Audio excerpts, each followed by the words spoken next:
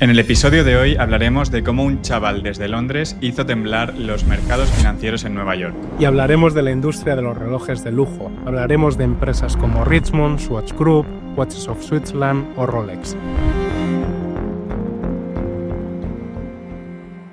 Bueno, bienvenidos al episodio número 10 ya de Más Flow que Cash. Bueno, Javi, 10 es un número redondo. O sea, 10 es un número redondo. Hemos pasado la primera cuesta. Ya sí. solo faltan otras 1000 más. Que aprovecho para decir aprovecho para recordar los objetivos, ¿no? Que tenemos un objetivo para llegar a 1500 suscriptores en YouTube de aquí a Navidades, a fin de año, 1000 en Spotify y, bueno, también de suscripción de la newsletter, que sepáis que tenéis la newsletter siempre en la descripción, que ahí compartimos contenido que compartimos aquí, pero también cosas extra y todo el tema de visuales y así. Y además dijimos que vamos a tener como objetivo hacer los 1000 suscriptores en YouTube para final de noviembre. Y se me ha ocurrido mientras volvía a casa, Leandro, que lo que vamos a hacer es, si llegamos a los 1000 suscriptores en noviembre, Vale. hacemos una grabación en directo con preguntas de los suscriptores. Pero hay que llegar a los 1000 suscriptores para final de noviembre. Venga, me parece bien. Para los que estéis escuchando, yo es la primera noticia que tengo de esto también. Pero me parece buena idea. ¿Esa era la sorpresa que me tenías preparada? Esa era la sorpresa, fíjate que original soy. Vale. Además hoy vamos del a hablar... pedazo de estudio que traemos hoy. Sí. Y Hoy vamos a hablar... Ya tenemos planificado los dos siguientes, que van a ser Boccata di Cardenale. Espectacular. He estado este fin de semana en Milán y se me ha pegado el flair italiano. Claro, es que Javi, como vive en Suiza, pues es tricolor. Entonces sabe muchos idiomas. Muchos. Hoy vamos a hablar especialmente. Claro, Hoy vamos a hablar de dos temas interesantes y bastante dispares, diría.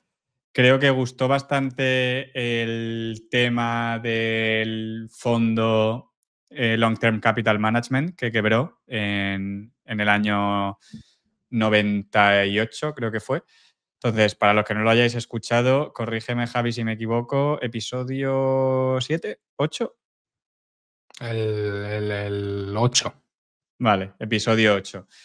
Entonces, hoy yo he traído otro tema muy puro Wall Street, ¿no? Muy lobo de Wall Street y muy... Que se podría hacer una película. De hecho, no he comprobado si hay una película. Sí que hay un libro, que luego os lo enseño.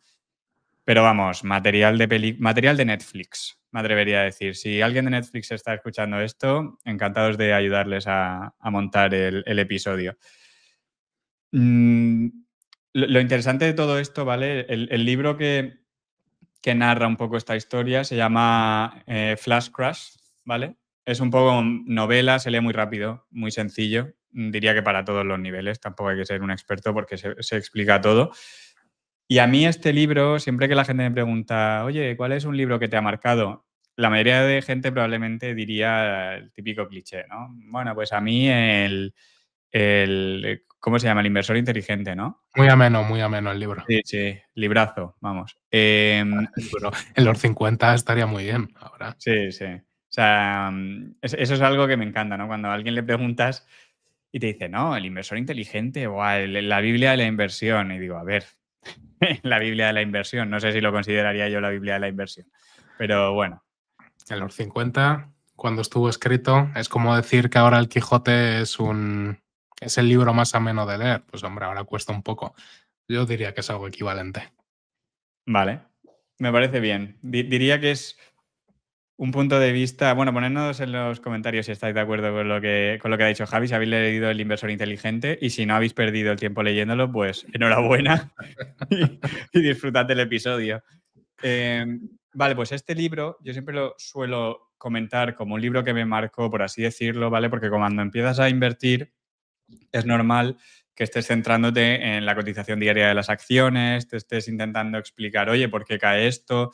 como intentando formar la narrativa en base a los precios, ¿no? Oye, ha caído, pues igual es por esto, ¿vale?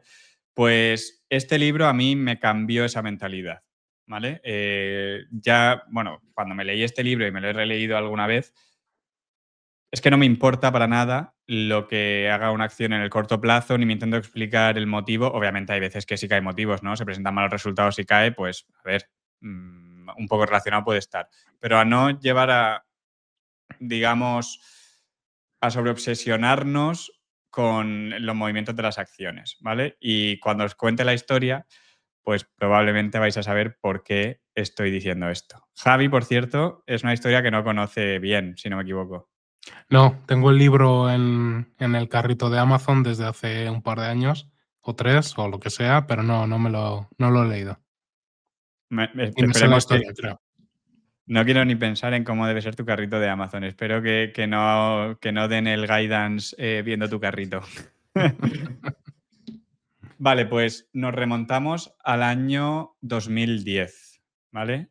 Los mercados financieros se están recuperando de la crisis de 2008, ¿vale? Tocaron fondo, si no me equivoco, el 9 de marzo de 2009, es cuando se tocó fondo después de la crisis financiera del 2008 y, bueno, pues fueron remontando en lo que quedaba de 2009 y en 2010, ¿vale?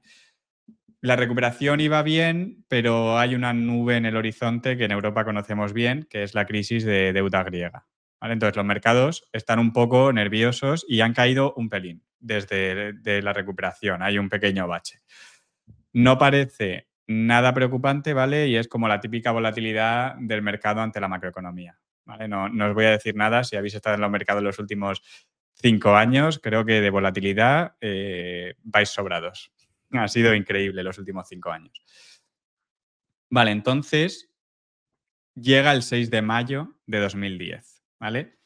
2:32 de la tarde, hora local, en Wall Street.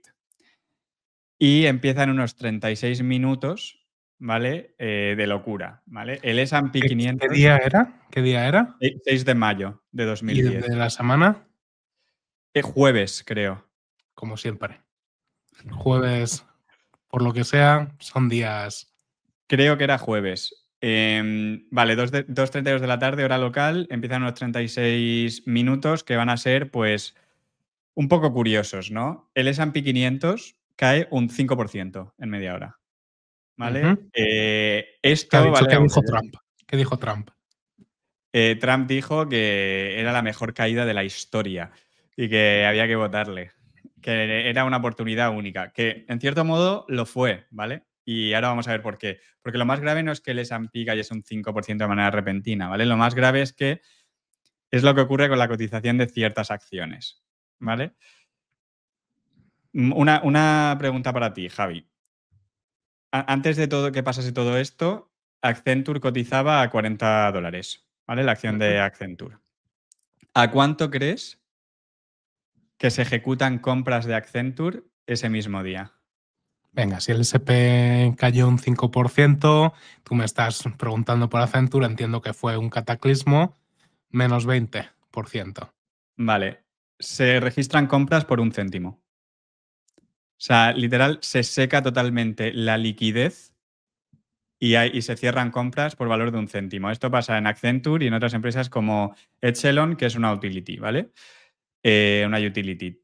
Ambas ven compras por valor de 1 céntimo. Luego sí que hay ¿Tenemos cosas. que dejar órdenes puestas ahí de 1 céntimo por si acaso? ¿O qué? Ahora veremos que ya eso está jodido. En principio por esto. Vale, Procter, sí que hay cotizaciones que cayeron de manera, y voy a decir más normal, porque después de lo de 1 céntimo, obviamente todo es más normal, pero Procter Gamble, 37% en esa media hora, cayó, ¿vale? No es una empresa pequeña, ni lo era en aquella época. 3M, 20% en cuestión de minutos. Esas caídas es las que se veían en muchas acciones, ¿vale? ¿Pudo comprar alguien a 1 céntimo? Evidentemente sí, pero las órdenes fueron posteriormente canceladas, ¿vale? Después de una reunión de emergencia entre la SEC y las bolsas. ¿Qué había pasado? Que es que como literal no había ni un comprador, las únicas acciones que se órdenes que se ejecutaban en algunas acciones eran a 1 céntimo. Es que literal nadie quería, no había órdenes por encima. Alguien que había dejado un programa Sí, programado que si algo se fuera y eso es lo sí. único. Pero ¿y qué pasó? Nada, se devolvió obviamente le quitaron la acción al que la había comprado y se la devolvieron al que la había vendido. Y ¿Pero pusieron por una qué? norma. Porque lo que ellos, o sea, aludieron a que había sido una situación excepcional de mercado. Y esto es una situación que A las ver, bolsas cuéntanos. pueden. Cuéntanos qué pasó. Vale, entre las 2:40 y las 3, todas las órdenes que se habían hecho a más de un 60% superior o inferior del precio de antes de que ocurriese todo, lo que voy a contar ahora, quedaron canceladas, ¿vale? ¿Esto qué quiere decir? Que si hubo alguien que compró Procter Gamble un 37% Ujú. abajo. Eso sí que pasó. Y bueno, a las 3:07 de la tarde, por cierto, los mercados ya han recuperado prácticamente toda la caída. Entonces, vamos a ver qué pasó, ¿no? Para causar esto. En un primer momento, y bueno, esta es la teoría que realmente es lo que pasó, ¿no? O sea, no es que sea en un primer momento, sino que al principio se pensaba que solo había sido por esto. Un fondo que se llamaba Waddell and Reed, ¿vale? Intentó vender 75.000 contratos de futuros del SP500, ¿vale? Para la gente que no lo sepa, futuros es básicamente como un derivado que apuestas a qué va a hacer el S&P 500 en el futuro, ¿vale? Estos futuros estaban valorados en unos 4.100 millones de dólares. Vale, el problema es que para hacer esto lo hicieron a través de un algoritmo y los muy retrasados habían codificado mal el algoritmo. Y entonces ellos pensaban que el algoritmo lo que hacía era vender y cuando caía por debajo de un determinado precio volvía a vender. Vale, pues lo que habían hecho es que estaba programado para vender futuros en función de un porcentaje del volumen del trading. Es decir, siempre tenía que vender un porcentaje del volumen de ese momento. ¿Qué pasó? Que a medida que el mercado empezaba a caer, empezó a subir el volumen de venta y el algoritmo se puso a vender cada vez mayores cantidades porque él tenía que seguir con un porcentaje fijo del volumen, ¿vale? Entonces, ¿qué hicieron muchos fondos cuando eso pasaba? Pues hacían lo que estaban programados para hacer, ¿no? Muchos algoritmos seguían vendiendo, ¿vale? Entonces, de repente, no había nadie que quisiese comprar y todo el mundo estaba vendiendo. Entonces, espiral negativa, ¿vale? Entonces, ¿cómo lo detuvieron? Cerraron la cotización de los futuros en el Chicago Mercantile Exchange durante 5 segundos, ¿vale? Y eso ya como que reseteó los algoritmos y también permitió a la gente que no le había dado aún un ataque al corazón sentarse en la mesa y luego, o sea, con eso ya se frenó, ¿vale? Y se empezó a recuperar luego el mercado. El problema fue que Waddell and Reed, ¿vale? No había sido el único problema. Había sido digamos, la gota que colmó el vaso, ¿vale?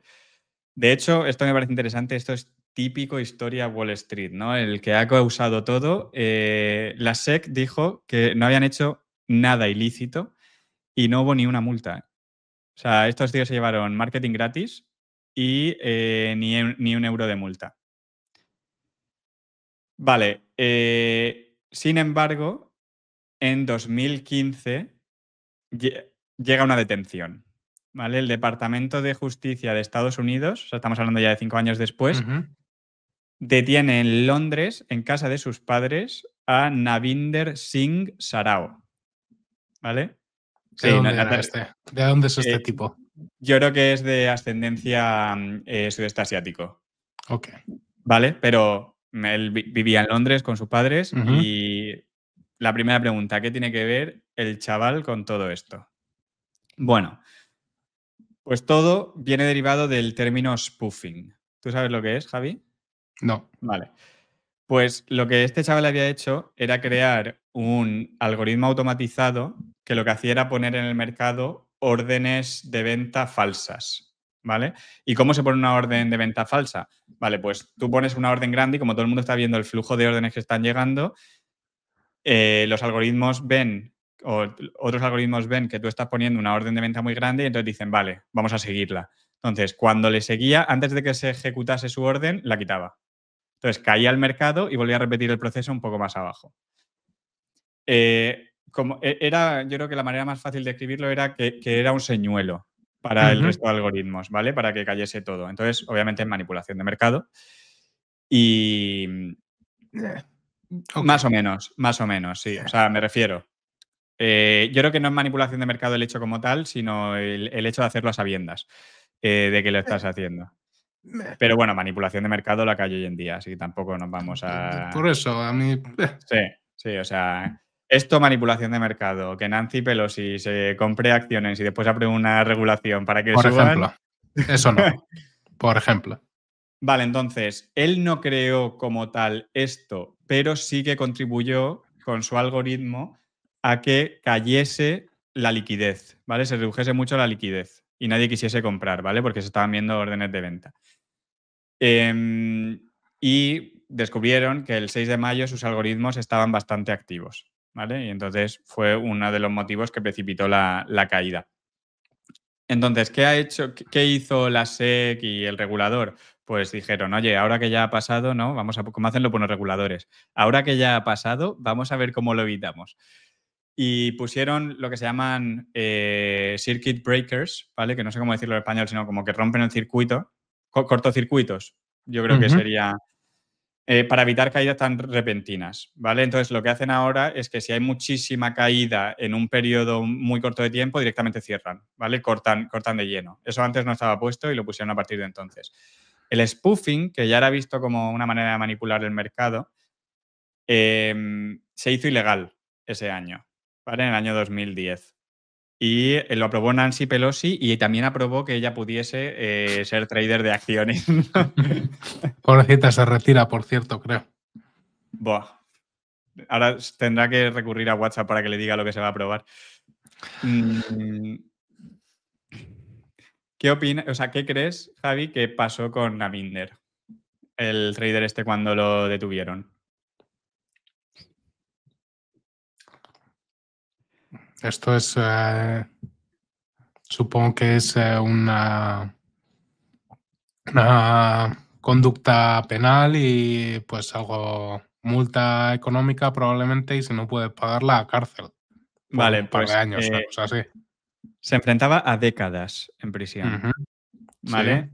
Pero a cambio de ayudar al regulador a entender cómo funcionaba todo el mercado de high frequency trading, que es como el trading de alta frecuencia, que por cierto, tema interesante para otro episodio, explicar cómo funciona todo lo que hay detrás del mercado, ¿vale? Que ya os adelanto que las comisiones gratis no son realmente gratis. Por Yo lo dejo supuesto. caer y lo vemos en otro episodio. Nunca hay nada gratis en esta vida. Claro. Vale, por este motivo y porque tenía un principio de Asperger, ¿vale? El castigo fue un año confinado en casa de sus padres. Bien, justo. Yo- Me parece además sí, justo. Tampoco sí. te voy a engañar. Nos echamos todos unas risas en el año 2010 y el tío un año confinado en casa. Luego en 2020 nos confinamos nosotros, pero es lo que hay. Él ya estaba Vale, acostumbrado. entonces, yo la enseñanza que saco de esto, de hecho, si veis los gráficos de quién hace realmente el trading, ¿vale? Como el 70% del volumen diario, si no me equivoco, algo así, está en manos está automatizado por algoritmos, ¿vale? De lo que pasa en bolsa en un determinado día. Entonces, lo que mueva una acción en un día determinado, pues poco tiene que ver con los fundamentales del negocio. O sea, esto que hizo que Procter & Gamble cayese un 37%, es evidente que ni Wendell Reed ni Navinder tenían ni idea de lo que había en Procter & Gamble. O sea, fue, por así decirlo, un daño colateral. Entonces, creo que esto es importante tenerlo en cuenta. Yo sí que recomiendo el libro porque cuenta toda la historia del chaval. Sí que es verdad que el libro puede que te lo venda más como que fue su culpa, no tanto como la del algoritmo de la gente esta, que madre mía, sin comentarios. Pero está muy bien y se lee muy rápido, Javi. Así que sácalo del carrito de Amazon y cómpratelo ya. Lo haré, lo tengo que leer, sí. Es interesante porque cuando he tenido que poner órdenes en el fondo en empresas que hemos comprado que tienen poca liquidez, siempre me pongo como regla intentar nunca, alguna vez me he pasado, pero no comprar más del 10% del volumen diario de una empresa en particular. A veces he comprado el 20%, he incluso comprado el 40% algún día, si estaba bajando, cosas así.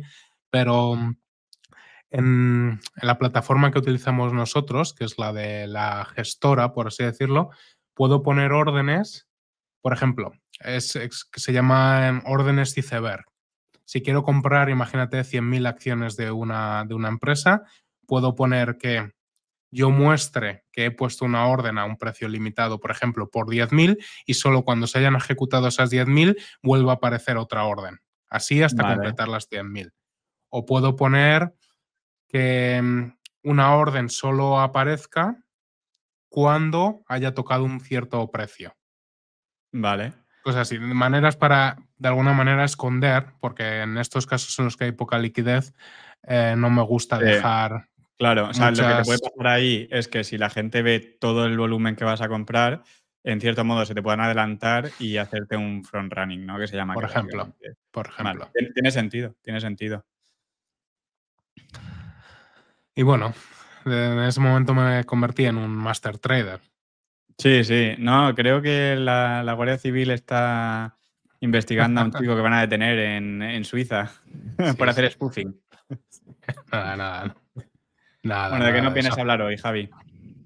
Pues hoy vengo a hablar de un tema que a mí me parece muy interesante, que es el de la relojería de lujo. Y obviamente, porque lo que nos interesa aquí es invertir en empresas, pues cuál es su aplicación al mundo nuestro, ¿no? A la posibilidad de invertir en empresas que tengan de alguna manera exposición a la relojería del lujo, ¿no? Que está Vale, obviamente muy linkada al mundo del lujo y vamos a ver que hay muchas similitudes, ¿no?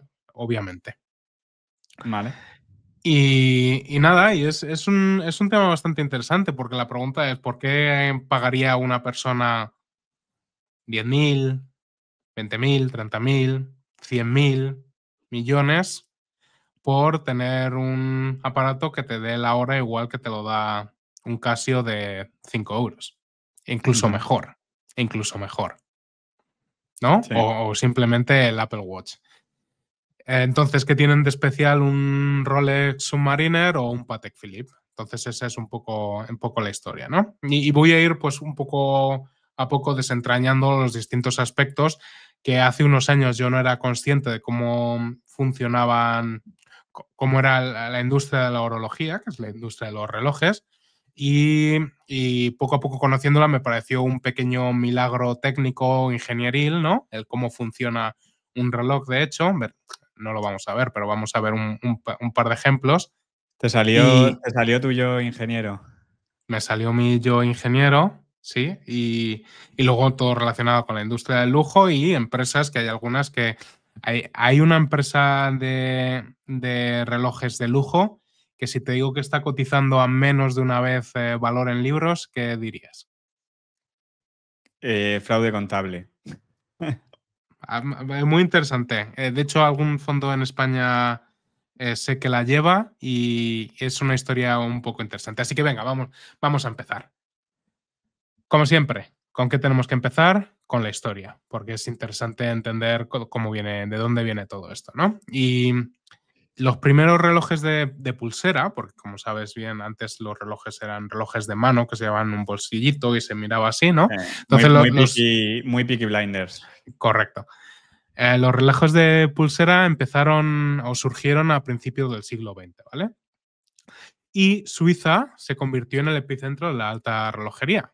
Y hasta ahora, siempre un reloj suizo, por lo que sea, pues tiene un aspecto como Mm, adicional, ¿no? A lo que sería la calidad del reloj como tal. Y uno se pregunta, ¿y por qué Suiza? ¿Qué tiene Suiza para que se haya convertido como en la meca de la relojería, ¿no?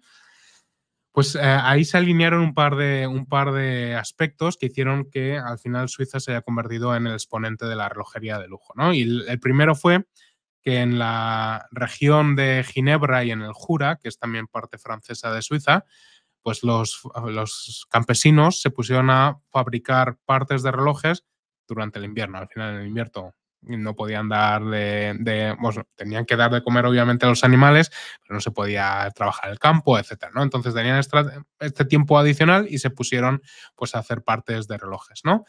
Y además, en el siglo XVI, los reformistas calvinistas en Ginebra prohibieron el uso de joyas. Ya sabes, los calvinistas siempre muy, muy recatados y no haciendo ostentación. Entonces, la excepción que hubo a eso fueron los relojes, porque había una utilidad, había una necesidad, Vale. ¿no? Entonces, esto hizo que muchos orfebres se reconvirtiesen en relojeros, ¿vale? Y elevó el nivel artístico, por ejemplo, de la zona. A todo ello, además, se unió que Ginebra recibía muchos relojeros protestantes franceses que huían de persecuciones religiosas, y lo que trajo fue unas técnicas más avanzadas también a la región.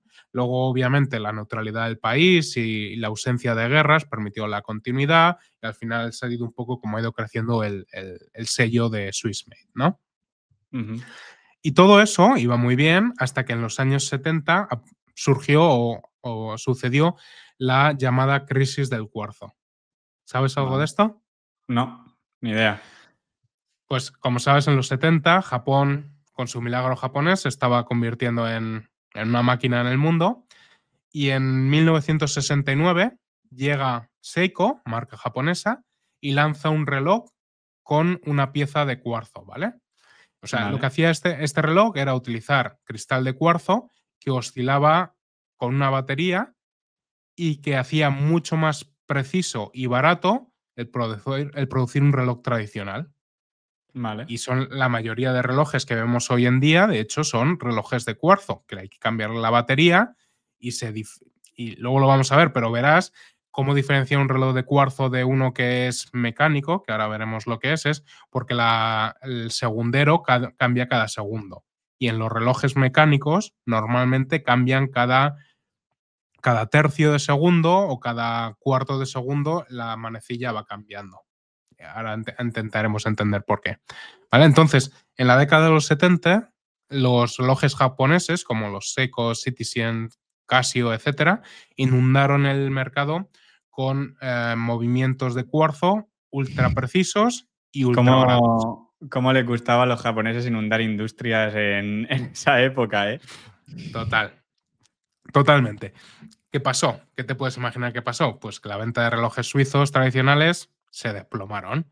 Al final, joder, tengo un reloj mucho más barato, mucho más exacto, que además me da alarma y cronómetro y todo, y no añade complicación a hacer el reloj.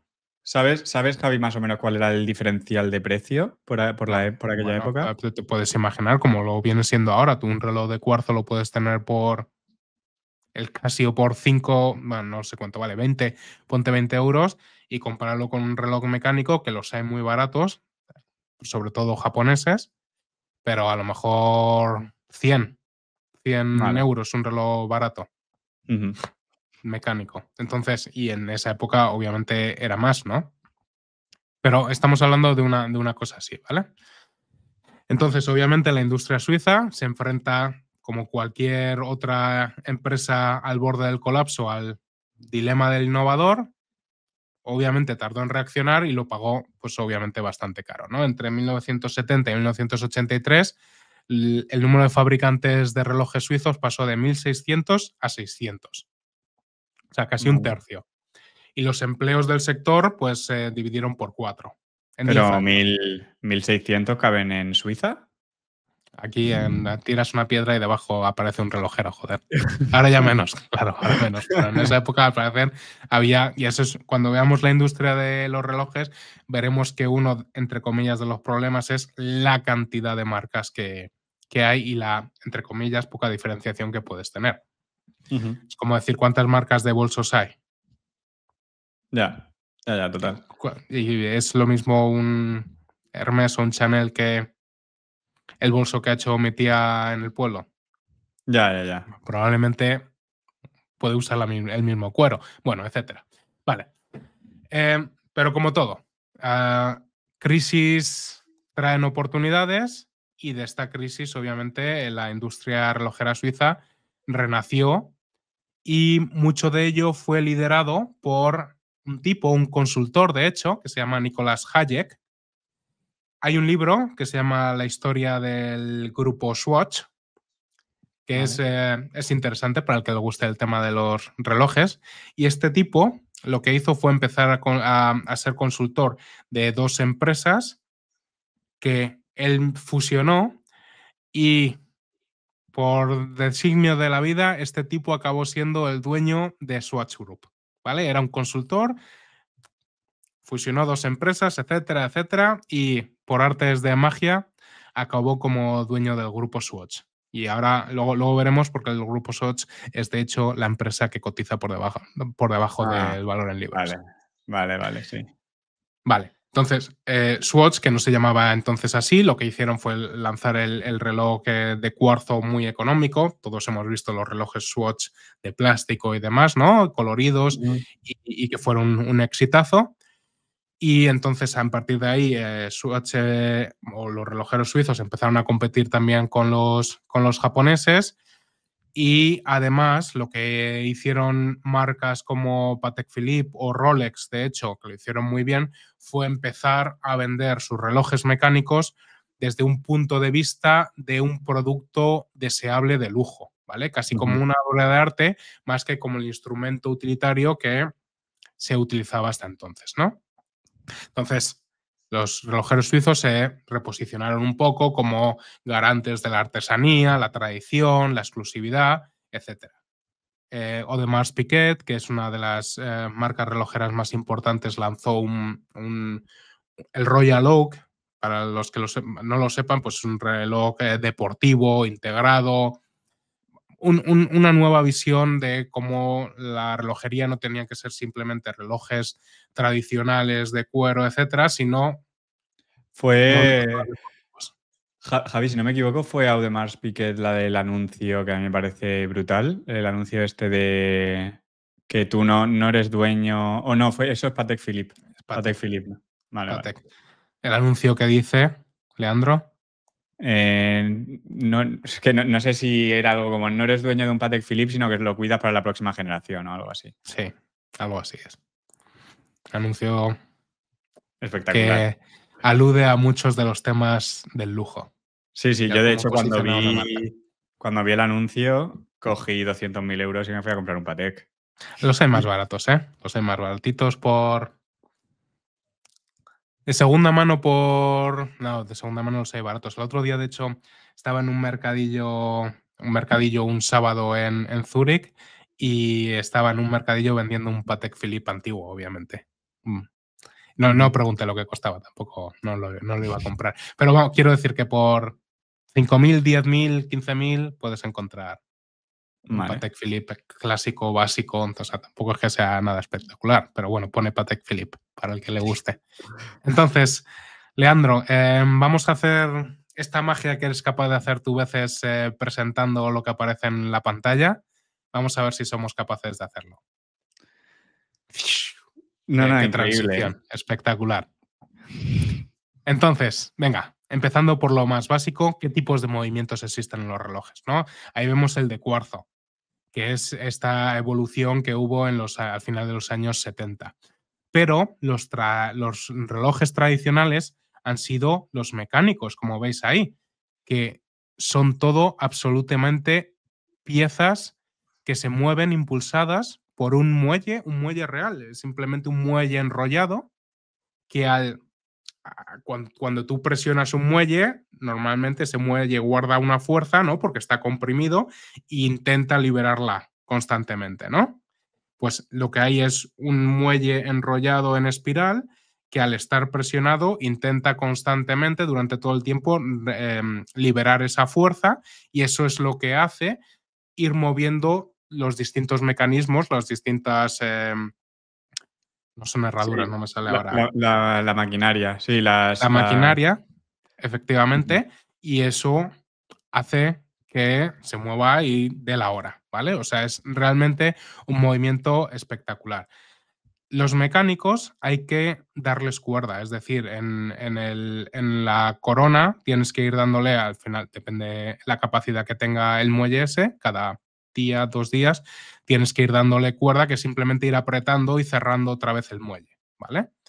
Vale. Los automáticos son una evolución, también son relojes mecánicos, Es una evolución que tienen un pequeño rotor, que es lo que veis ahí, ¿vale? Y ese rotor, simplemente con el movimiento del día a día, mira, por ejemplo, aquí tenéis un reloj, no sé si se va, un reloj mecánico con la corona, que al ir moviéndose, se va moviendo y eso va cargando ese muelle y va liberando. Entonces, El si lo reloj, el usas, reloj automático es el reloj perfecto para nunca llevarlo en hora. bueno, salvo que lo muevas tú, ¿no? Pero vamos, Claro, sí. pero que la mayoría de veces te lo pones y luego cuando lo miras por primera vez dices, vale, lo tengo que volver a poner en hora. Normalmente, si tienes un uso diario de él, no hay ningún problema. Incluso si no lo usas durante el fin de semana, los relojes normales de hoy en día aguantan incluso el fin de semana sin que te lo hayas puesto, por ejemplo, ¿vale? Ah, pues Y me luego, parece por último, bastante, ¿eh? sí, sí, 48 horas, vamos, normal. Ahora estar entre las 70 horas es algo relativamente normal. Ah, vale. Y los de cuarzo, que como podéis ver, pues tiene simplemente una batería que hay que cambiar y con elemento de cuarzo, los más... es un movimiento mucho más simple, mucho más preciso, obviamente, porque no tiene todo, tiene otro tipo de ingeniería, pero no tiene ingeniería mecánica, tanta ingeniería mecánica detrás. Y, y así se ha desarrollado un poco la industria, ¿vale? Eh, Mira, lo que quería enseñaros esto es un reloj, las piezas que hay detrás de un reloj mecánico. Lo que veis a la izquierda y a la derecha no son el mismo reloj, ¿vale? Como podéis ver a la izquierda, este reloj tiene un rotor, que es un reloj automático, porque eso va rotando y va cargando el muelle, y el de la derecha es un reloj manual. Pero mirad, esto es un reloj de Alan Gunsone, que es una empresa alemana, para mí los relojes más bonitos que existen. Y mirad lo que hay ahí detrás, esa pieza de ingeniería, todas esas piezas y Mm. la preciosidad del movimiento como tal, ¿vale? Episodio no patrocinado, por cierto. No, no, ojalá, ojalá. Sí, con que nos podrían pagar en un reloj me vale. Venga, entonces, al final, los relojes se han convertido hoy en día en un accesorio de estatus para hombres, o el equivalente al menos a las joyas, ¿no? Al final los hombres no solemos llevar nada de joyas y en lo que podemos o la gente puede expresarse es en el reloj que lleva, ¿no? Mi padre solía decir que las únicas joyas que llevaba un hombre era el reloj y los gemelos. ¿Vale? A O la los zapatos joyas a la dirían, vista. también diría otra persona, sí, pero sí. Al final el reloj también es una manera de iniciar una conversación entre conocidos, entre Ujú. connoisseurs, quiero decir, entre gente que les gusta esto, ¿no? Bueno, pues es un elemento más. Además, luego ha habido figuras que han hecho, al igual que con Hermès hablamos del Birkin o el Kelly, pues, por ejemplo, ha habido cosas parecidas en el mundo de la relojería, pues una marca de relojes muy feas en mi opinión, pero que son mega caros, es Richard Mille, y por ejemplo tienes a Nadal llevando Richard Milles y tiene un poco de asociación de la imagen de marca, ¿no? Los Rolex President se llaman President porque muchos presidentes de Estados Unidos han usado ese reloj. O, Rolex, por ejemplo, con Federer o Carlos Alcaraz, son embajadores de la marca de alguna manera, pero se han hecho presentes en distintas disciplinas a través de este tipo de relaciones, ¿no? Ujú. Y, y por último, con lo que comentabas tú con el tema de Patek Philippe y que tú nunca tienes un Patek Philippe, simplemente lo guardas para las siguientes generaciones, esa historia o ese significado que muchas veces le hemos dado a los relojes, ¿no? El reloj de mi abuelo, que pasa de generación en generación y se guarda como una cierta reliquia o como las joyas de la abuela, pues el reloj del abuelo es Yo estoy de acuerdo con eso, pero también pienso que hay un umbral de precio donde ya doy por hecho de que lo puedo pasar de generación. ¿A qué te refieres? O sea, me refiero que es que me acuerdo que una vez fui a una joyería, me enseñaron un reloj, tal, y no sé si el reloj costaba 2.000 euros o 3.000 euros, que no me lo compré, pero me dijeron, no, pero es que esto dura para toda la vida. Y yo le dije, a ver, vale, me lo esperaba. O sea, tampoco me resulta una sorpresa. Si me cuesta el reloj 3.000 euros, que al menos me vaya a durar para la siguiente generación. Entonces creo que hay un umbral de precio que yo ya daría por hecho que el reloj va a ser generacional. La verdad es que un reloj... A ver, los relojes mecánicos, los que no son de cuarzo, hay que llevarlos supuestamente al relojero cada 5 años para que limpie las piezas, porque aunque estén, entre comillas, en ambiente estanco, siempre entra polvo o hay que lubricar todas esas conexiones o algunas de las conexiones porque hay fricción entre las piezas. Entonces hay que lubricar, limpiar, etc. Entonces, esas visitas al relojero cuestan dinero. Si te has comprado un reloj mecánico que vale 200 euros, como podría ser este que compré en Japón, 200 euros, y lo llevo a un relojero a que me le haga un repaso, me va a salir más caro que comprarme otro. Ya. Entonces hay que ser también consciente de eso, ¿no? Bueno, pues a ver cuánto te quieres. Sí, vale. Pues Y Javi, una cosa, los de cuarzo, ¿no hay un problema que si dejas la pila mucho tiempo, es que no, se puede se sulfatar, oxida. ¿no? Sí, se oxida y puede pasar al resto del mecanismo. Sí, puede Vale, pasar. Pero vale. vamos, hay vídeos de relojes mecánicos, un Rolex o cualquier otro, que uno se lo encuentra en el fondo del mar o se ha quemado en un incendio y demás, lo llevan a un relojero y te lo dejan casi como nuevo, ¿eh? Vale, Espectacular. creo que con esta frase o con esta anécdota has dejado claro el nivel de friquismo que llevas con los relojes. Una época me dio por ver este tipo de mierdas. ¿Qué quieres que te diga? No tengo excusa. Bueno, venga, vamos a seguir adelante, que hay mucho todavía por ver y entramos en las partes interesantes. Antes que eso, y muy brevemente, sed conscientes que este tipo de relojes no solo te dan la hora, o además de darte la hora, por medios mecánicos son capaces de también ser cronógrafos, es decir, son capaces de medir el tiempo desde un punto preciso que tú le das, o hay relojes con función GMT que se llama, que siguen la hora en otro uso horario. Todo esto mecánicamente, o sea, hay que pensar, no es algo que está programado y lo hace, es algo mecánico que a través de todo este entramado de piezas son capaces de hacer eso en un tamaño muy reducido. Es espectacular. Y ya no solo eso, es que hay algunos que te dan calendario perpetuo, es decir, te dicen el día de la semana, el año, el mes, y todo esto funciona hasta casi el infinito. Y hay relojes así que te dan todo ese tipo de cosas, además de poder darte la batería, entre comillas, o cuánto le queda al muelle de batería, o de darte, ¿qué más cosas?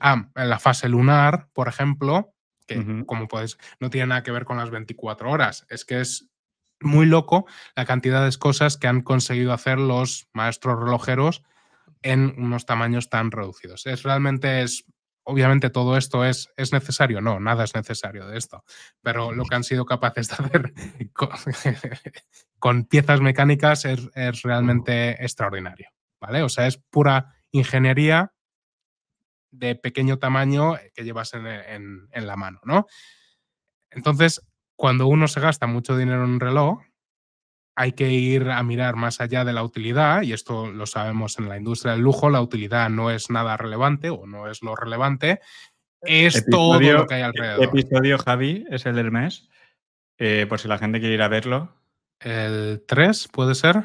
Puede ser. Bueno, tenemos un especial de Hermès que ahí hablamos también más de todo lo que, digamos, hay detrás de la industria del lujo, que obviamente aplica también a temas relojes. Entonces, lo de siempre. El lujo no se compra por necesidad, es un puro deseo, ¿vale? El Casio te va a dar la hora mejor que el Patek Philippe más caro que exista, ¿vale? Te lo va a dar mejor un Casio de cuarzo digital, el típico Casio de abuelo de 5 euros, que un Patek Philippe. Entonces, nos olvidamos de eso, ¿vale? Lo que estás pagando es la herencia, la tradición, cosas hechas a manos. En la pieza que estáis viendo ahí de Alan Gunsone, si veis en la parte de arriba a la izquierda, eso está grabado a mano por un maestro relojero que con una piececita hacen cada reloj, el puente ese, que es donde está la cosa que se mueve, con la que hace el TikTok, ahí eso está grabado a mano, cada pieza, por una persona diferente. Entonces, te estás pagando, obviamente, esta chuminada, pero que es muy bonita. Es muy bonita y es una obra de arte, entre comillas, ¿vale? Vale, venga, voy a intentar avanzar para enseñar más cosas. Venga, esta es la pirámide de las marcas relojeras, ¿vale? Y aquí podemos ver más que porque qué es calidad o qué es un mejor reloj que otro, eso Poco todo subjetivo, ¿no? mentira. Sí, o es subjetivo, a una gente le gusta más un tipo, ya estéticamente un tipo de reloj, a otros otro, etcétera, ¿no? Entonces aquí está más ordenado por precio que por calidad. Lo dicho, este reloj vale, en Japón lo pagué 100 y pico dólares o euros, no me acuerdo, y a mí me encanta. Y es mecánico y me dice el día de la semana, me dice si estoy de noche o de día y me dice la hora, ¿vale? Y no cuesta nada. Y un reloj de encima puedes decir que es japonés, que eso y puedo también decir mola. que es japonés y comprado en Japón. Y un Patek Philippe que solo te dice la hora, pues vale 200 o 300 veces más, ¿vale? Obviamente, y dejadme, ahora vamos a ver las marcas y os enseño que obviamente hay una diferencia en lo que hay detrás, ¿vale? Entonces tenemos marcas aquí en la parte baja, las japonesas suelen ser, aunque Seiko tiene una submarca que es Gran Seiko, que estaría al nivel de Omega, por ejemplo, más o menos, ¿vale? Pero Seiko, la tradicional, la que todos hemos usado o demás, pues estaría ahí abajo con otras japonesas como Orient, Swatch, etcétera, ¿vale? Luego tenemos la primera entrada a relojes ya de manufactura suiza, mecánicos y que están en rango pues entre 200 y 1000 euros más o menos, ¿vale? Y ahí hay marcas conocidas como Tissot, Festina en España supongo que es bastante conocida, Hamilton, etcétera. Paso por encima, entre 2.000 y 5.000 euros más o menos de precio. Pues están ahí Tag Heuer, que es del grupo Louis Vuitton, Tudor, que Tudor es de la misma fundación que Rolex. De hecho, los modelos son muy parecidos. Sí. Simplemente la, entre comillas, marca barata de Rolex. Tienes ahí a Rado, Omega. Omega se podría comparar con Rolex casi en todo, pero bueno, sin más. Breitling que ahora forma parte de Partners Group, que vimos el otro día. Partners Group compró Breitling de el dueño privado o tradicional que había sido. Gran Seiko está ahí, lo dicho, parecido a Omega. Nivel superior, por encima de 10.000 euros normalmente, hasta 50.000, depende del modelo, pues marcas Rolex, ahí ya tenemos a Rolex, IWC, que es International Watch Corporation, que está también al norte de Zúrich, en Schaffhausen, Cartier, Jaeger LeCoultre. Ahí hay marcas ya, esto ya es donde empieza uno a llamarlo lujo, no lo sé, yo no, bueno, ahí está A el ver, límite, ¿no? yo creo que para comprar muchas de las marcas que aparecen aquí, no tienes que no mirar mucho tu cuenta bancaria. O sea, tienes que tener Sí, ese lujo de no tener que mirar tu cuenta bancaria muy habitualmente. o que seas un friki, que es la otra Sí, opción. O que tengas sí. mucho dinero y te guste, o que seas un friki. Si no, sí. Ujú. Y ya en el nivel más superior están Hublot, a mí no me gustan nada, este también del grupo el VMH, y están la Santa Trinidad, que se llama Patek Philippe, Audemars Piguet y Vacheron Constantin. Ahí estaría también Alan Gunsone, pero no lo llaman, Alan Gunsone es alemana. Y luego hay marcas muy independientes o como Richard Mille, etcétera, que ya por encima de 100.000 euros, el reloj más básico, entre comillas, ¿vale? Esto sería la constelación. Nada es Ujú. mejor que otra cosa, simplemente es nivel de acabados o exclusividad o humo, lo que quieras. Entonces, mirad, una diferencia entre la mecánica que hay detrás. A la izquierda tenéis Patek Philippe y a la derecha tenéis Alan Gunsone. Los dos forman parte supuestamente del mismo grupo, pero en mi opinión, no hay comparación posible. No, hacia la derecha, hacia los alemanes. Volver a mirar, esto es Alain Gunsone frente a Patek Philippe, que obviamente es muy bonito y demás, pero el acabado de detalle no es comparable, ¿vale? Y, perdona, aquí lo tenía preparado otra vez, y, por ejemplo, un reloj como el Rolex Daytona, que ahora puede costar 30.000, 40.000, 50.000, 60.000, lo que sea, ¿vale? Mirad el movimiento, ya no tiene nada que ver con los anteriores, o sea, nada que ver. Y relojes de Alain Gunsone pueden estar en el rango de precios del Daytona, de Rolex. O sea, y comparado, o sea, que a simple vista se ve una diferencia abismal. O que es mejor negocio Rolex. ¿Me quieres decir? correcto. lo veremos luego, efectivamente, efectivamente. Lo que pasa es que Rolex es una empresa privada cuyo dueño es una fundación, luego lo veremos. Entonces vamos a ver también la posibilidad, cómo podemos invertir o intentar invertir en Rolex de una manera secundaria, ¿vale? Y ya por último, por acabar, y volvemos al formato normal, Leandro, si quieres, sin presentación, mirad ese Orient Bambino, que es el básico de este. Mirad también que el movimiento detrás se ve, bueno, pues no es tan... Las piezas se ven de peor calidad, no el aluminio, sino los metales no están acabados con distintos tratamientos, etcétera. Se ve más feucho, pero bueno, pues funciona igual. Venga, haz una transición mágica. Espectacular. Sí, ya lo tengo automatizado. Sé como el algoritmo del que hemos hablado al principio. Venga, entonces me voy a intentar ir rápido porque si no, quiero intentar hacerlo en menos de una hora. No va a ser posible, pero lo voy a intentar hacer en poco más de una hora. Venga. Entonces, hemos dicho, tenemos las marcas de la Santísima Trinidad, ¿vale? Que son Patek Philippe, fundada en Ginebra en 1839, o sea, estamos hablando de marcas con casi, alguna de ellas más, de 200 años de historia. Sabemos que en el lujo, el tener una tradición como tal y tantos años, pues es algo que se puede monetizar de alguna manera, ¿no? Para que os hagáis una idea, porque el lujo también es scarcity, es escasez, gracias. Rolex hace 1 millón de relojes al año, más o menos, ¿vale? Rolex, y no obstante, no cubre demanda, es espectacular. El caso de Rolex, ahora lo vemos, es espectacular. Hace 1 millón y no cubre demanda, ¿vale? Y de hecho, tú vas a una tienda, quieres comprar un Submariner y te van a decir, ¿quién es usted? ¿Quién es usted y qué viene a hacer aquí? ¿Vale? ¿Cuántos relojes dirías que hace, por ejemplo, Patek Philippe al año? 50.000. Casi, 60. Vale. ¿Vale?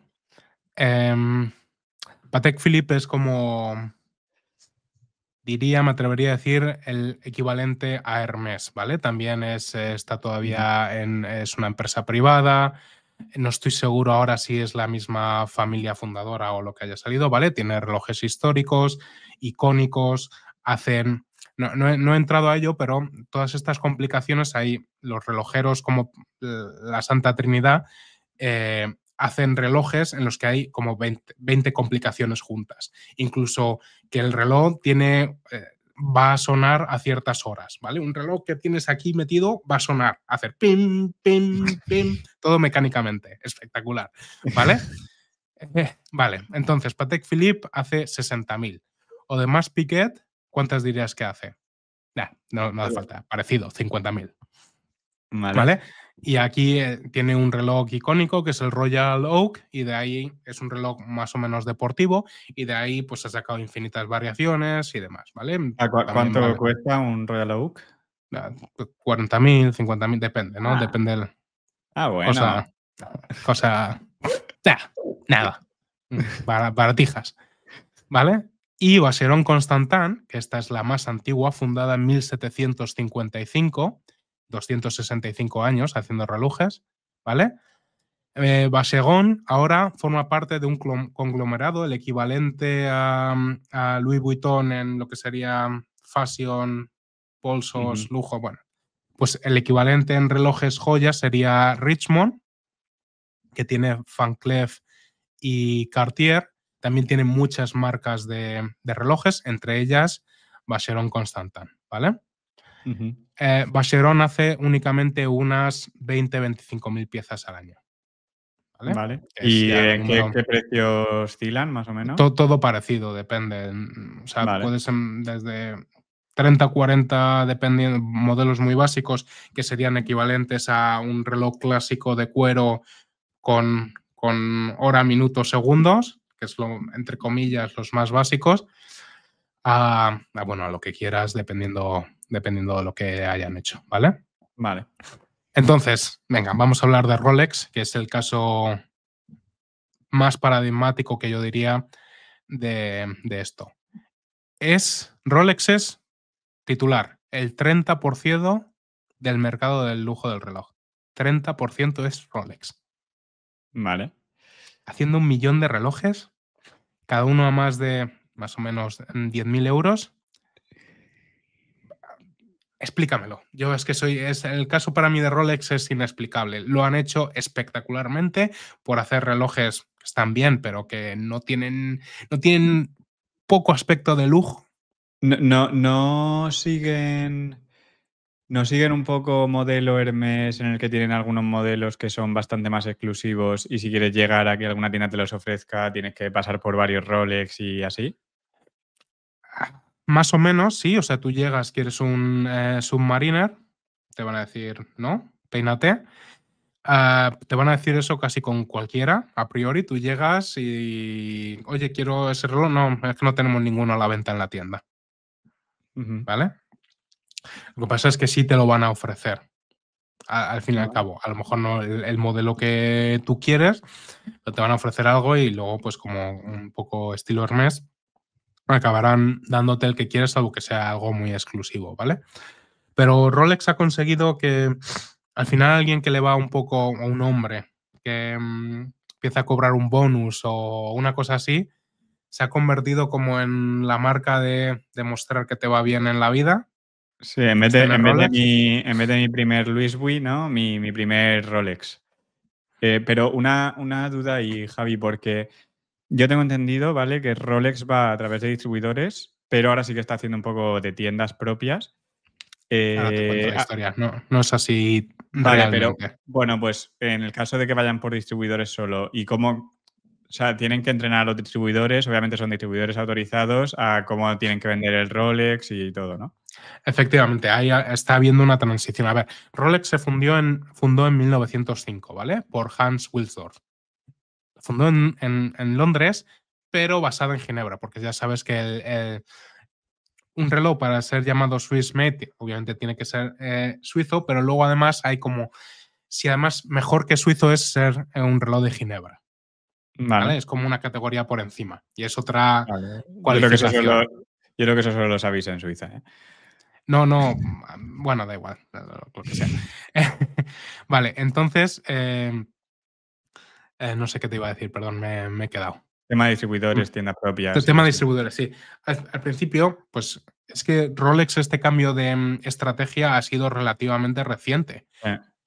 Muchísima gente vendía Rolex antes, joyerías normales, etc. O sea, la red de distribuidores no estaba, por así decirlo, cuidada.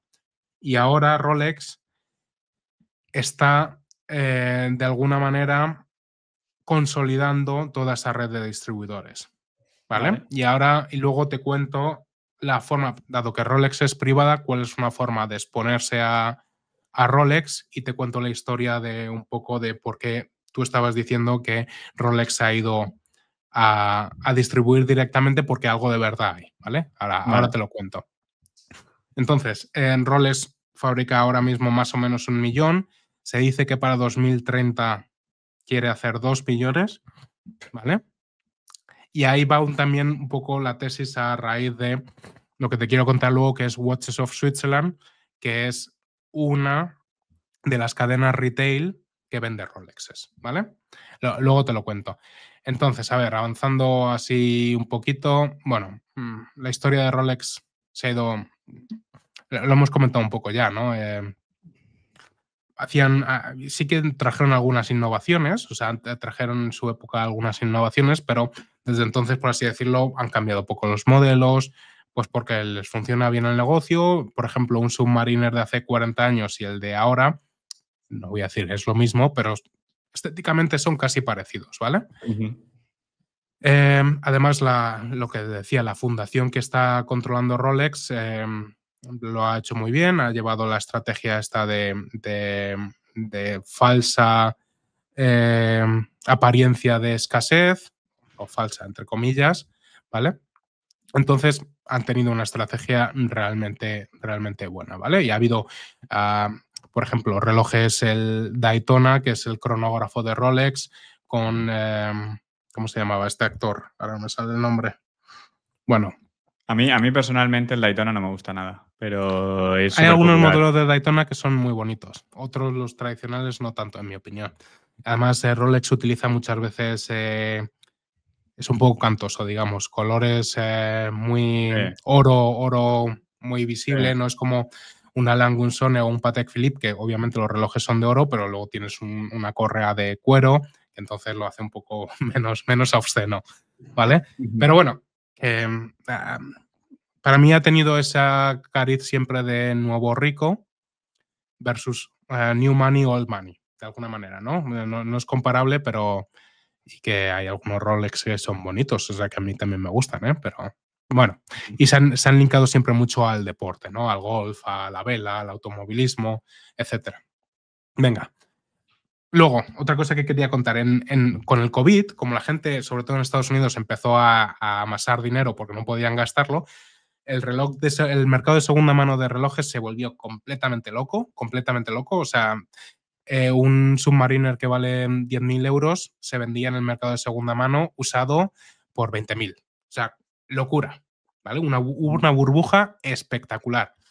Y obviamente Es que esa esto, burbuja Javi, no explotó. sé si lo compartiremos en la newsletter. Hay un gráfico que se ve claramente como el precio del Rolex ha seguido un patrón de burbuja.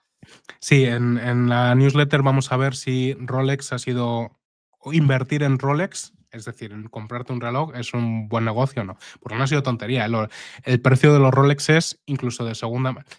Hay que decir dos cosas. El precio de los Rolexes ha ido subiendo un más o menos 6% anual durante las últimas décadas, que es mucho más que la inflación. Y Rolex es de las marcas o la marca relojera que más conserva el valor. ¿Por qué? No lo sé, pero es lo que pasa. Tú te compras un Patek Philippe y luego quieres venderlo de segunda mano, ha bajado el precio. Con Rolex no pasa. Es inexplicable. Es lo que No, es. a mí no me parece inexplicable, a mí me parece un pedazo de negocio. La hostia. La hostia, efectivamente. Venga, iba a hablar también de Alan Gunsone, pero lo dejamos para otro día porque si no se nos va a ir. Pues una marca alemana fuera del circuito suizo, con una historia también relativamente bonita, etc.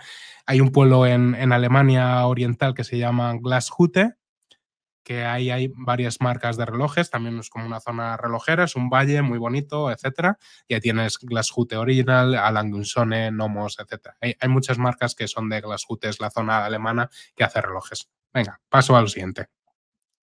Y por ejemplo, Alan Gunsone hace como 5.000 relojes al año, para que tengamos un poco la idea de dónde está esto. Y ya último, por la alegría de saber cosas, hay marcas que diseñan sus propios movimientos in-house, es decir, los diseñan, los fabrican ellos, y otras que compran esos movimientos de otra y simplemente le ponen las cosas de afuera y demás, ¿vale? Obviamente, para cualquier amante de esto, lo que quiere es que la propia marca haga su propio diseño, etcétera, ¿vale? Pero te sorprendería la cantidad de marcas, incluso Patek Philippe estaba comprando movimientos hasta hace no muchos años, ¿vale? Todo esto se ha ido como refinando a lo largo del tiempo. Y de hecho, por ejemplo, hay una marca que fabrica movimientos que es ETA, se llama, que forma parte del Swatch Group. Y, por ejemplo, hoy ha salido una noticia de que Louis Vuitton o LVMH ha comprado un fabricante también de movimientos suizo que formaba parte del grupo Citizen o ha tomado una participación. A ver, tiene que ser una empresa muy pequeña. Me he metido a la web antes y era una web de los años, iba a decir los años 60, no, pero de los años 2000 casi. Bueno, Eh, eso lo hace más interesante aún. lo hace más interesante, efectivamente. Venga, vamos a lo que nos importa, que son las empresas que se podría invertir, ¿vale? Como inversores, y a contar alguna cosa sobre ellas. Lo primero que hemos contado antes, el grupo Swatch. Tiene marcas. Omega es del grupo Swatch, que Omega es un titán de esto, es entre comillas al nivel de Rolex. Tiene Longines, Tissot, Tissot que vende como 2,5 millones de relojes al año. Breguet, que es una marca al nivel por encima, yo diría, en cuanto a tradición y demás, por encima de Rolex. O sea, tiene marcas muy, muy interesantes. Blackpain, Glasshood. O sea, es que realmente el grupo es alucinante. El grupo Swatch tiene marcas realmente buenas, ¿vale? Pero además están integrados verticalmente, lo que te decía, la manufactura con los movimientos ETA, etcétera. En total, llegó a vender hasta 20 millones de relojes en su apogeo, pero ahora recientemente está en unos 11-12 millones, ¿vale? Vale.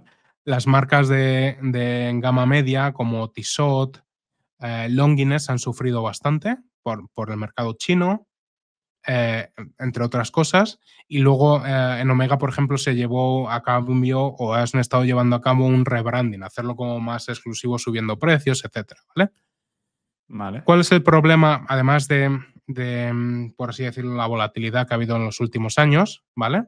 ¿Cuál es el problema que hay en el grupo Swatch? Pues que el tío este que te dijo que hizo la revolución en la relojería suiza, la familia Hayek, que son ahora los herederos, poseen el 43% de los votos en la empresa. Yo cuando me leí el libro me dio la sensación de que de alguna manera el tío se la llevó a la huchaca, la empresa, ¿vale? Un poquito hizo la 13-14. Y ahora los herederos siguen controlando el negocio, y la verdad es que están tomando decisiones bastante malas, en el sentido de que Debo además, decir que el gráfico de la acción de Swatch mete miedo al mismísimo diablo, ¿eh? efectivamente, son súper cerrados, no están abiertos a nuevos accionistas. Hubo un grupo, o sea, un fondo que consiguió, no sé si se hizo no me acuerdo el porcentaje, pero vamos, algo suficiente para poder ser elegido parte del consejo. El 62% de los accionistas querían que esta persona fuese parte del consejo y la familia lo vetó. ¿Vale? O sea, es un poco feudo familiar el negocio, ¿vale? Cualquiera diría que francesa. Cualquiera podría decir que es francesa, pero escucha, Ginebra, parte francesa, Sí, Suiza, nunca te sí, fíes. sí.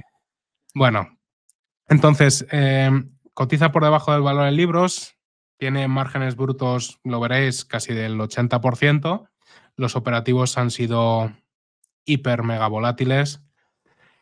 Han tenido incluso sobrecapacidad. Obviamente, si fabricaban 20 millones de relojes y ahora están en la mitad, pues te puedes imaginar, etcétera, ¿no? Entonces, tiene marcas muy buenas y yo la miré en su día porque dije, joder, esto tiene activos muy buenos, pero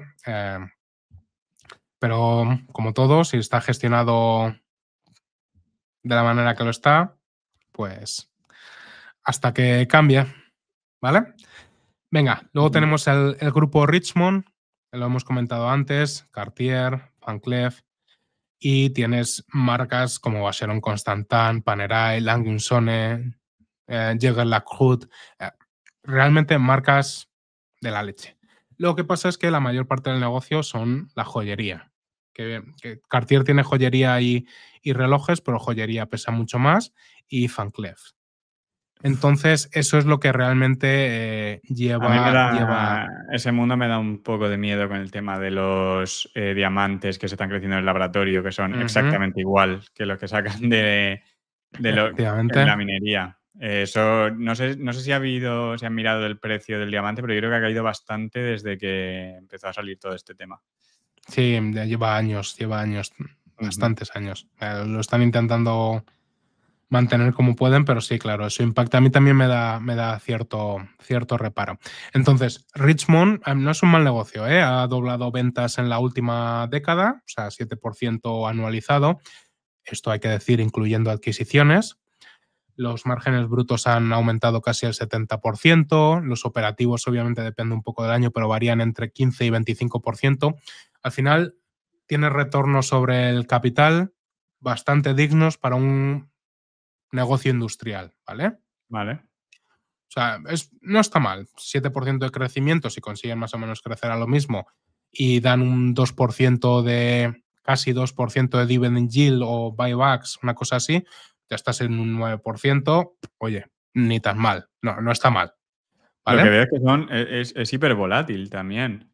Sí, claro, porque la venta de este tipo de relojes es un Ya. poco Sí. cíclica y las joyas también, ¿vale? Ujú. Entonces, sabiendo que Rolex ha estado creciendo precios al 6%, yo entiendo que las marcas que tienen estos han podido tener una fijación de precios similar. Lo que me da un poco de miedo es que el volumen, obviamente, te está diciendo que hay cero o casi nada de crecimiento de volumen, que normalmente no es ideal. ¿Vale? Y luego Ujú. además no tienen muy optimizada la estructura de capital, verás que tienen de deuda casi lo mismo que de cash, que acumulan porque no pagan todo lo que ganan, no lo pagan fuera. Entonces, eh, no es Que súper me atractivo. parece, el tema de la bolsa me parece increíble, porque tú ves Richmond y dices, ah, vale, la acción la ha hecho bien, pero es que desde 2013 a 2020 te podías comer un menos 45%. Ujú. Son 7 años Sí. de estar ahí lateral. Increíble. Venga, luego tenemos el grupo LVMH, tiene, lo hemos dicho antes, marcas Ujú. como Tag Heuer, Hublot, Zenith, Bulgari, que Bulgari ha hecho relojes súper eh, finos, pero cosas espectaculares y meten todo el movimiento ahí. Es así como, bueno, a mí no me gusta, pero bueno, tenemos a Hermès también que está entrando en el tema relojes, que ya hablamos un poco creo que en el episodio, independientes, lo que hemos dicho antes, Patek Philippe, Audemars Piguet con las familias fundadoras todavía ahí, Rolex y Tudor con la fundación, Breitling ahora el Partners Group que es dueña, la venderá en algún momento o la sacará a bolsa o se la venderá a Richmond, ya veremos. Entonces, lo que hemos comentado antes, ¿no? Producciones anuales va a referencia. Hemos dicho Rolex 1 millón, Omega medio millón, Longines 1,5 millones, Tissot casi 3 millones, Patek 60.000, Audemars Piguet 50.000, Lange Unsone 5.000. O sea, para que os hagáis una idea de cómo funciona esto, ¿no? Ujú. Venga, entonces, la pregunta es, ¿son buenos negocios estos? Pues lo que hemos dicho, no son negocios terribles, son negocios industriales. Rolex, obviamente, que no podemos verlos. Rolex, estoy seguro de que sí, que es un no tengo ninguna duda, es un negocio extraordinario. El resto, negocios industriales decentes, dignos, ¿vale? Ujú. Si estuvieran un poco, quizá, mejor gestionados por parte de las familias o quien lleva los negocios, pues podrían ser mejores. Pero también hay que pensar que lo que me gusta menos de este negocio es la competencia. Hay infinitas marcas, infinitas, gente que realmente te diferencia entre me gusta más un Patek o un AP, por lo que sea. Aparte de estéticamente, hay muy pocos. Gente que se puede permitir estas cosas, hay relativamente pocos. Mucha donde elegir. No, no me parece, no me parece Y luego ideal, por también así que yo decirlo. creo que en muchos negocios, lo que ha pasado en muchos negocios de, de D2C, ¿no? De directo al consumidor, antes era muchísimo más difícil empezar una marca porque, por ejemplo, Rolex patrocinaba un evento deportivo y todo el mundo lo veía, la publicidad, y era súper caro hacer eso, y todo el mundo lo veía en la tele. Ahora hay nuevas marcas que están saliendo así como de autor, que obviamente no es exactamente el mismo, digamos, público objetivo, pero que es mucho más fácil llegar a gente con marcas Ujú, nuevas de lo que era antes. Yo creo que esto totalmente, impacta un poco a cualquier cosa que vaya directo al consumidor. totalmente, eso es así. Y para acabar, vamos a hablar de precisamente los canales de distribución que tienen estas marcas, porque se ha dado una situación que hay una empresa que es cotizada, que es Watches of Switzerland, y se ha dado una situación muy, muy interesante en los últimos 2 años, ¿vale? Tras la pandemia, lo que hemos dicho, el mercado de segunda mano, etcétera, se volvió muy No, es loco. que Entonces, doy, Javi, algunos números. O sea, venga, desde el mínimo de la pandemia hasta el pico que marcó finales de 2021, un por 7. Watches of Switzerland, Sí. Y desde el efectivamente. pico de la pandemia hasta ahora, un menos 70. Y eso que ha subido un poquito, ha bajado incluso un poco más. Sí, menos Sí, sí. 70, muy, muy loco. Entonces, a mí me interesó esto y la miré además relativamente bastante en profundidad, también porque me interesaba el tema. Y incluso hablé con ellos, hablé con la empresa y demás. Y te cuento muy brevemente lo que pasó. Además de la caída que hubo por simplemente la demanda loca que hubo tras el COVID y que eso desapareció o se Claro, redujo muchísimo. como distribuidor me imagino que se beneficiaron muchísimo de la subida de precios, ¿no? Ujú. Y luego, En pues. márgenes, claro. Ah. En precios no tanto, porque al final el precio te lo marca Rolex o la marca, pero Claro, te pero en esta beneficia, habría bastantes marcas, me imagino, que estaban subiendo los precios como efectivamente, locas. efectivamente. Entonces, ¿qué pasó además? Por así decirlo, Watches of Switzerland tenía, entre comillas, un monopolio de venta de relojería.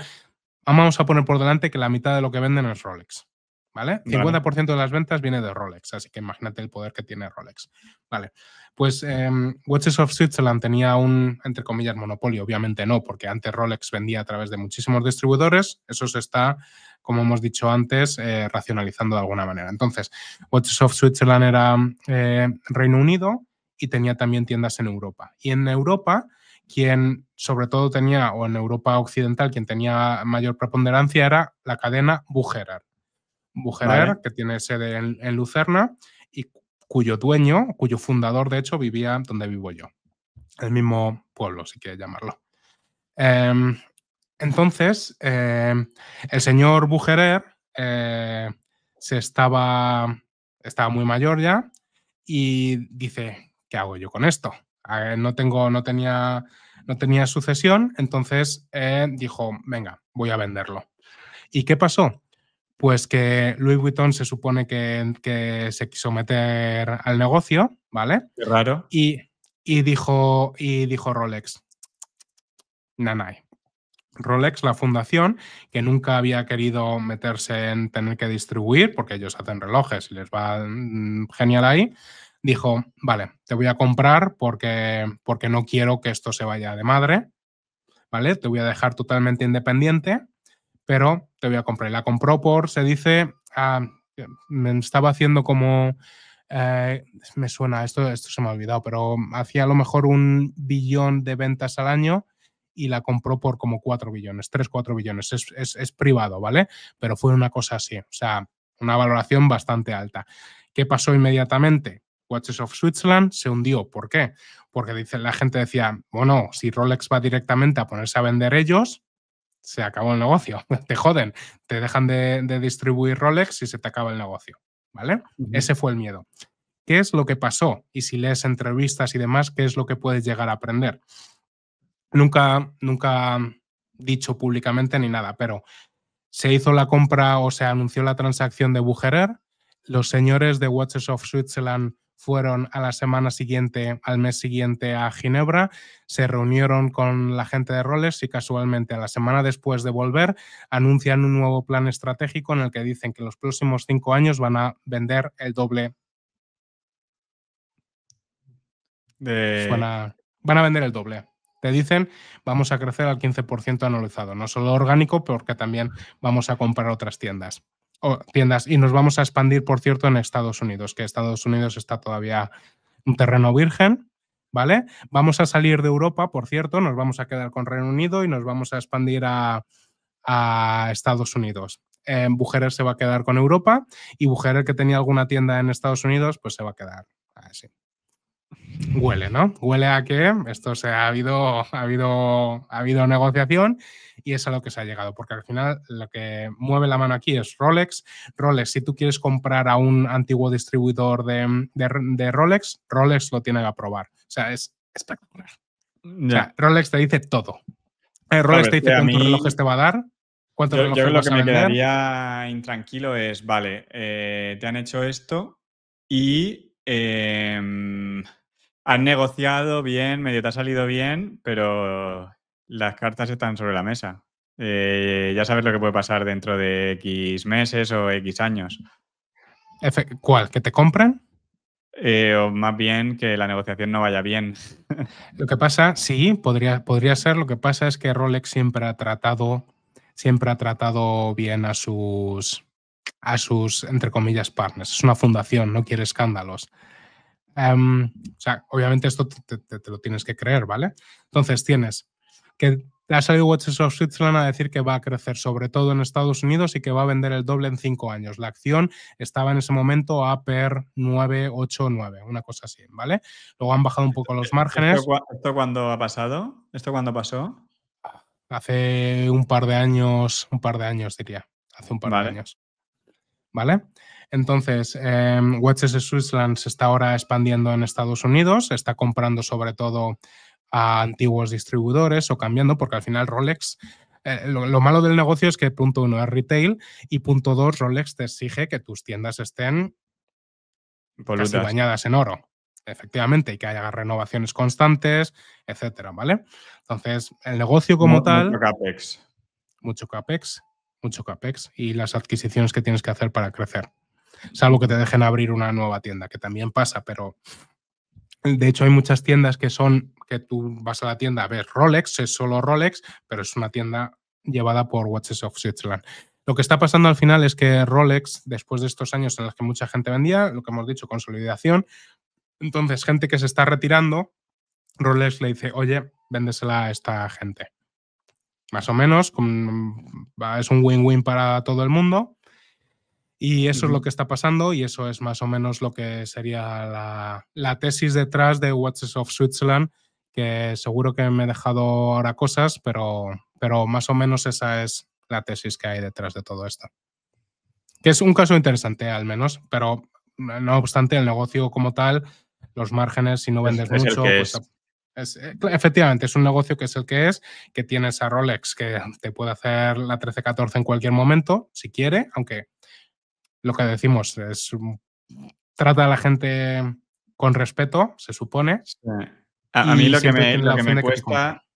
lo que me cuesta es que si un negocio depende de algo, aunque me fíe de ese algo, ya no duermes igual de tranquilo. Totalmente, estoy totalmente de acuerdo. O sea, es riesgo-beneficio. Sí. Es lo que hay. Y bueno, te he hecho una disección bastante rápida de lo que es el negocio. He ido a toda leche. Podría hablar muchísimo más, pero hasta aquí hemos llegado. Ya me he pasado muchísimo de lo que quería hacer. Luego te pones un vídeo de alguien rescatando un Rolex antiguo del fondo del mar y se te pasa la emoción. Vale. No, ha estado muy bien, ¿eh? A mí, personalmente, también es un tema que me gusta. O sea, a mí me gustan los relojes. Así que yo personalmente lo he disfrutado. Y me imagino que mucha gente también, porque es un tema interesante. Espero que sea así. Y la semana que viene tenemos un invitado especial. Sí. Vamos a ver, va a traer un tema bastante interesante. Yo creo que va a haber discusión y polémica entre nosotros. Y yo voy yo voy a traer un tema además súper polémico. Vamos, va a haber salseo del bueno. Voy a ganar unas cuantas enemistades. Pues muy bien, Javi. Nos vemos la semana que viene y recordaos si habéis llegado a este punto del episodio en valorar el podcast y suscribiros, que nos ayuda bastante para cumplir nuestros objetivos de aquí a fin de año. Un abrazo. Nos Hasta vemos la luego. semana que viene.